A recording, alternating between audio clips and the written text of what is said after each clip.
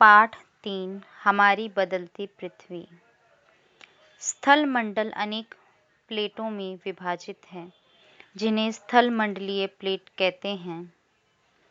आपको यह जानकर आश्चर्य होगा कि ये प्लेट हमेशा धीमी गति से चारों तरफ घूमती रहती हैं।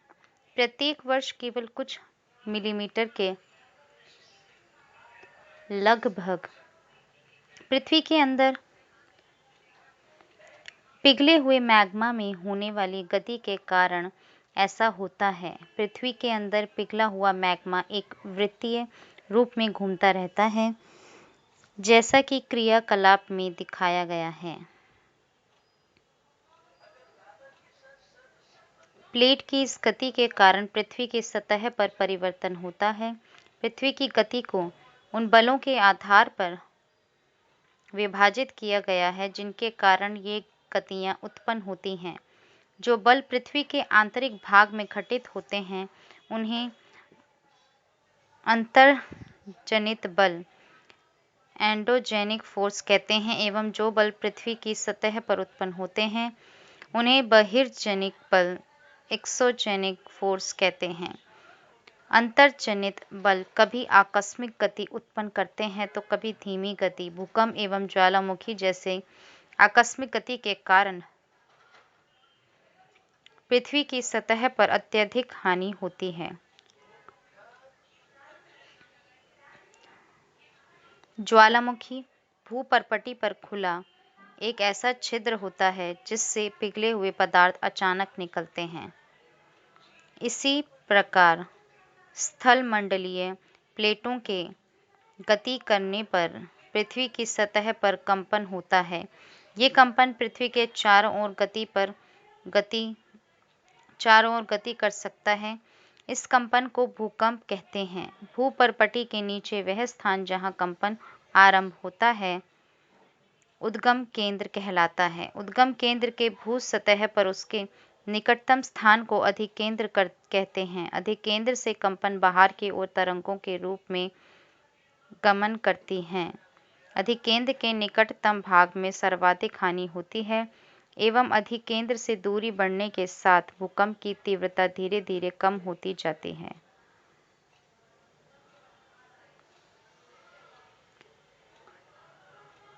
यद्यपि भूकंप की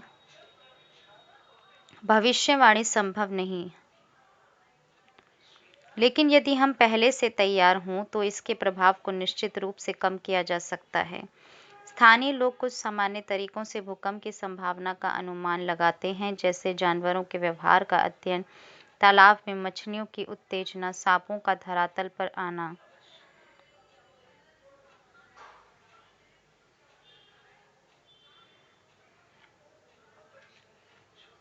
भूकंप एक वस्तुस्थिति अध्ययन। पहला भुज में भूकंप के झटके। 26 जनवरी 2001 को भुज शहर में रिक्टर स्केल पर 6.9 की तीव्रता वाला भीषण भूकंप। दूसरा, स्कूल सर्वाधिक प्रभावित। स्कूलों की इमारतें गिरने से कम 971 छात्रों एवं 31 शिक्षकों की मौत की आशंका है।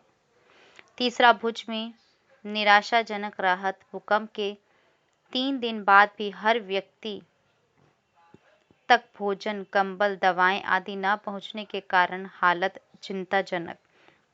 भुज की तबाही। फोन लाइनें, जल पाइप लाइनें, विद्युत स्टेशन एवं संचार लाइनें सभी अवरोधित हो गए। शहर में आग, चारकोल एवं अंगीठियों के पलटने के कारण अनेक स्थानों पर आग। भूकंप प्रभावित क्षेत्र में आपातकाल की घोषणा। राष्ट्रपति ने आपातकालीन स्थिति की घोषणा की। मुख्यमंत्री की केंद्र से अपील। गुजरात सरकार ने इस संकट का सामना करने के लिए केंद्र से वित्तीय सहायता मांगी।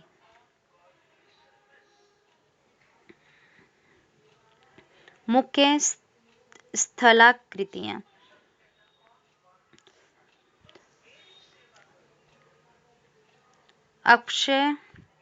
अपक्षय एवं अपर्दन नामक 2 प्रक्रमों द्वारा दृश्य भूमि लगातार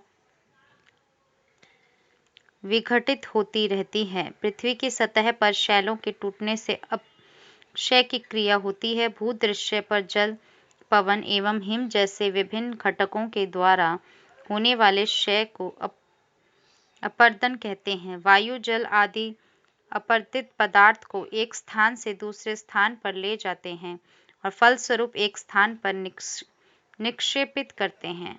अपरदन एवं निक्षेपण के ये प्रक्रम पृथ्वी के धरातल पर विभिन्न स्थलाकृतियों का निर्माण करते हैं। नदी के कार्य। नदी के जल से दृश्य भूमि का अपरदन होता है। जब नदी किसी खड़े ढाल वाले स्थान से अत्यधिक कठोर शैल या खड़े ढाल वाली घाटी में गिरती है तो यह जल प्रपात बनाती है।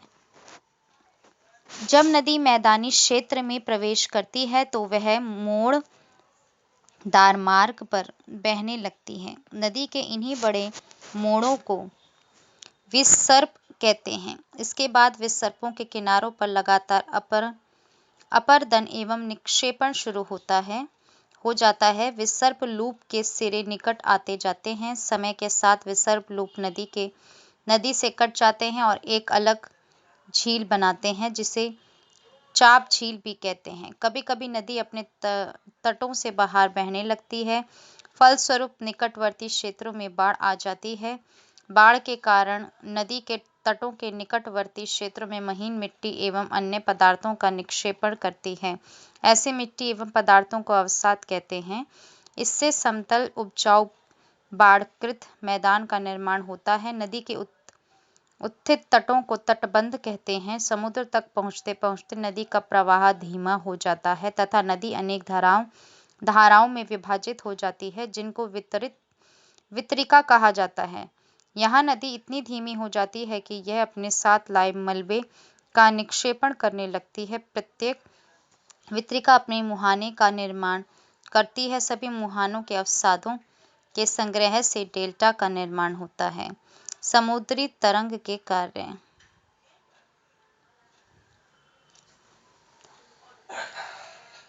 समुद्री तरंग के अपरदन एवं निक्षेपण तटीय स्थलाकृतियां बनाते हैं। समुद्री तरंगें लगातार शैलों से टकराती रहती हैं जिससे दरार विकसित होती है। समय के साथ ये बड़ी और चौड़ी होती जाती हैं। इनको समुद्री गुफा कहते हैं। इन गुफाओं के बड़े होते जाने पर इनमें केवल छत ही बचती है जिससे तटीय मेहराब बनते हैं। लगातार अपरदन छत को भी तोड़ देता है और केवल दीवारें बचती हैं। दीवार जैसी इन आकृतियों को स्टैक कहते हैं। समुद्री जल के ऊपर लगभग ऊर्ध्वाधर उठे हुए ऊंचे शैलीय तटों को समुद्र भृगु कहते हैं। समुद्री तरंगे किनारों पर अवसाद जमा कर समुद्री पुलिन का निर्माण करती हैं। हिमनद के कार्य। हिमनद अथवा हिमानी बर्फ की नदियां होती हैं। हिमनद अपने नीचे की कठोर चट्टानों से गोलाश्मी मिट्टी और पत्थरों को अपरदित कर देती है और गोलाश्मी मिट्टी एवं पत्थरों से भूदृश्य का अपरदन करती है। हिमनद गहरे गर्तों का निर्माण करते हैं। पर्वतीय क्षेत्र में बर्फ पिघलने से उन गर्तों में जल भर जाता है और वे सुंदर झील बन जाते हैं। हिमनद के द्वारा लाए गए पदार्थ जैसे छोटे बड़े शैल, रेत एवं तलछट मिट्टी निक्षेपित होते हैं। ये निक्षेप हिमनद हिमोड़ का निर्माण करते हैं। पवन के कार्य। क्या आपने कभी रेगिस्तान देखा है? बालू टिब्बे के कुछ चित्र एकत्र करने का प्रयास करें। रेगिस्तान में पवन, अपरदन एवं निक्षेपण का प्रमुख कारक है। रेगिस्तान में आप छत्रक के आकार के शैल देख सकते हैं जिन्हें सामान्यतः छत्रक शैल कहते हैं। पवन शैल के ऊपरी भाग की अपेक्षा निचले भाग को आसानी से काटती है, इसलिए ऐसी शैल के आधार संकीर्ण एवं शीर्ष विस्तृत होते हैं। पवन चलने पर यह अपने साथ रेत को एक स्थान से दूसरे स्थान पर पहुंचाती है। जब पवन का बहाव रुकता है तो यह रेत गिरकर छोटी पहाड़ी बनाती है। इनको बालू टिब्बा कहते हैं। जब बालू कण महीन एवं हल्के होते हैं तो वायु उनको उठाकर अत्यधिक दूर ले जा सकती है। जब ये बालू कण विस्तृत क्षेत्र में निक्षेपित हो जाते हैं तो इसे लोएस कहते हैं। चीन में विशाल लोएस निक्षेप पाए जाते हैं। क्या आप जानते हैं, एक रंगीन कागज की छोटी सी गोली लीजिए और इसे जल के आधे भरे बीकर में रख दीजिए। बीकर को तिपाई पर रख कर गर्म करें। जल गर्म होने पर आप देखेंगे कि गर्म जल की परतों के साथ कागज की गोली भी ऊपर उठती है और ठंडे पानी की परतों के साथ यह गोली नीचे बैठती है। पृथ्वी के अंदर स्थित पिघला हुआ मैग्मा भी इसी प्रकार गति करता है। भूकंपीय तरंगें 3 प्रकार की होती हैं। पी तरंगे अथवा अनुदैर्ध्य तरंगे, एस तरंगे अथवा अनुप्रस्थ तरंगे, एल तरंगे अथवा पृष्ठीय तरंगे। भूकंप का मापन एक यंत्र से किया जाता है जिसे भूकंप लेखी कहते हैं। भूकंप की तीव्रता रिक्टर स्केल पर मापी जाती है। जिस भूकंप की तीव्रता 2.0 अथवा उससे कम होती है उसका प्रभाव नहीं के बराबर होता है। जिस भूकंप की तीव्रता 5.5 होती है वह वस्तुओं के गिरने से क्षति पहुंचा सकता है। जिस भूकंप की तीव्रता 6 अथवा उससे अधिक होती है वह बहुत शक्तिशाली और जिसकी तीव्रता 7 अथवा अधिक होती है वह सर्वाधिक शक्तिशाली समझा जाता है। भूकंप से बचाव की तैयारी। भूकंप के दौरान कहाँ आश्रय लें? सुरक्षित स्थान रसोई के काउंटर या मेज के नीचे, दीवार के अंदरूनी कोने में। इनसे दूर रहें आग वाले स्थान, चिमनी के आसपास तथा टूट सकने वाली खिड़कियों, दर्पण एवं तस्वीर फ्रेम से। पहले से तैयार रहें। अपने दोस्तों एवं पारिवारिक सदस्यों के बीच जागरूकता फैलाएं एवं आपदा का सामना विश्वास से करें। विश्व में हजारों छोटे छोटे जलप्रपात हैं। सबसे ऊंचा जलप्रपात दक्षिण अमेरिका के वेनेजुएला का एंजल जलप्रपात है। अन्य जलप्रपात उत्तरी अमेरिका में कनाडा तथा संयुक्त राज्य अमेरिका की सीमा पर स्थित नियाग्रा जलप्रपात है और अफ्रीका में जाम्बिया एवं जिम्बाब्वे की सीमा पर स्थित विक्टोरिया जलप्रपात है।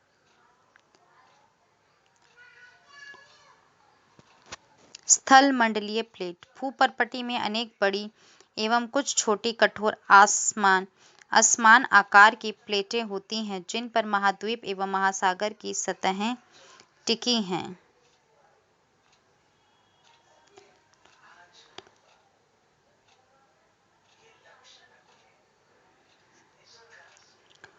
एक बर्तन लें, उसे जल से भरकर ढक्कन से बंद कर दें तथा जल गर्म करने के लिए रख दें। अब कुछ मटर, चम्मच और मोती ढक्कन के ऊपर रख दें। आप क्या देखते हैं? जैसे ही जल में उबाल आता है ढक्कन भी हिलने लगता है। जो वस्तुएं आपने ढक्कन के ऊपर रखी हैं उनमें कंपन होने लगता है। दाने नीचे जाते हैं और चम्मच के कंपन से ध्वनि उत्पन्न होती है। इसी भांति जब भूकंप आते हैं तो पृथ्वी में कंपन उत्पन्न होने लगता है। भूकंपीय तरंगें 3 प्रकार की होती हैं। पी तरंगे अथवा अनुदैर्ध्य तरंगे, एस तरंगे अथवा अनुप्रस्थ तरंगे, एल तरंगे अथवा पृष्ठीय तरंगे। भूकंप का मापन एक यंत्र से किया जाता है जिसे भूकंप लेखी कहते हैं। भूकंप की तीव्रता रिक्टर स्केल पर मापी जाती है। जिस भूकंप की तीव्रता 2 अथवा उससे कम होती है उसका प्रभाव नहीं के बराबर होता है। स्थल मंडलीय प्लेट अर्थात भूपर्पटी में अनेक बड़ी एवं कुछ छोटी कठोर असमान आकार की प्लेटें होती हैं जिन पर महाद्वीप एवं महासागर की सतहें टिकी हैं।